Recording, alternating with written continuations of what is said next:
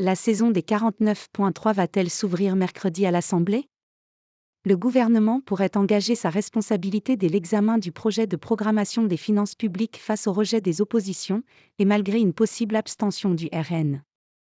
Ce texte, à ne pas confondre avec les traditionnels budgets de l'État et de la sécurité sociale, doit servir de feuille de route pour la trajectoire budgétaire française sur la période 2023 à 2027. Rejeté par l'Assemblée il y a un an, il prévoit notamment de ramener le déficit public de 4,8% du produit intérieur brut, PIB, en 2022 à 2,7% en 2027, sous l'objectif européen de 3%, dans un contexte où la charge de la dette explose. La dette publique diminuerait d'un peu moins de 4 points, à 108,1% du PIB, encore bien au-dessus de la limite européenne de 60%. Une trajectoire peu ambitieuse et basée sur des hypothèses de croissance optimistes, a tensé le Haut Conseil des finances publiques, HCFP, lundi. Reste que l'exécutif tient absolument au texte, arguant que son rejet menacerait le versement par Bruxelles à la France de 17,8 milliards d'euros sur la période 2023 à 2024. Un argument qui peine à convaincre la plupart des oppositions, décidées à voter contre le projet de loi, débattu à partir de 21h30 mercredi. Cela reste une hypothèse, je ne la nie pas, mais ce n'est en aucun cas une certitude telle qu'elle est présentée, a insisté le président de la Commission des finances Éric Coquerel, LFI, avant l'adoption du texte en commission. Le patron des LR à l'Assemblée Olivier Marleix a lui aussi fermé la porte. Il ne faut pas qu'il compte sur nous pour co-gérer aujourd'hui la situation calamiteuse dans laquelle se trouve le pays. Poker menteur.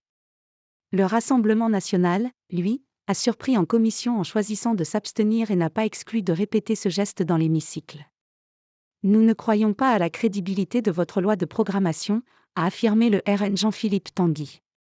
Mais il a aussi annoncé que le RN fera un choix de conscience et de responsabilité sur la question des milliards potentiellement menacés, suscitant les critiques de la gauche.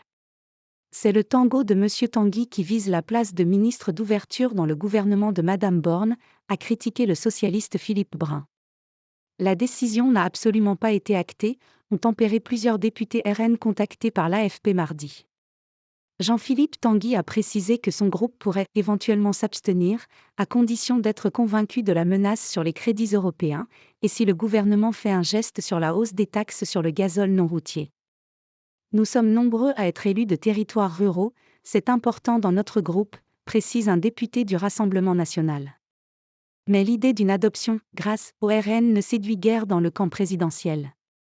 Par ailleurs, le gouvernement, qui ne peut dégainer le 49.3 que sur un seul texte par session, hors budget, pourrait profiter d'être dans une session extraordinaire pour l'utiliser. Objectif : conserver une cartouche pour la session ordinaire qui commencera début octobre. C'est un peu le poker menteur jusqu'au bout, estime un cadre du groupe Renaissance. Il y a une forte probabilité qu'on passe au 49.3 rapidement, reconnaissait mardi un ministre.